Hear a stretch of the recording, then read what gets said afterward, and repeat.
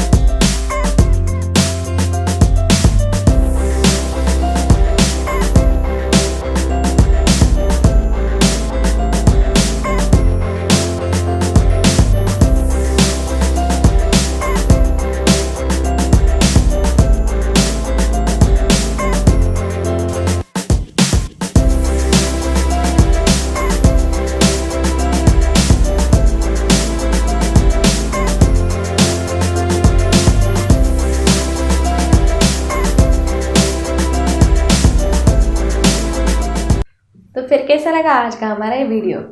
Stitching के बारे में आपके जो भी सवाल होंगे आप मुझे कमेंट में ज़रूर बताइए।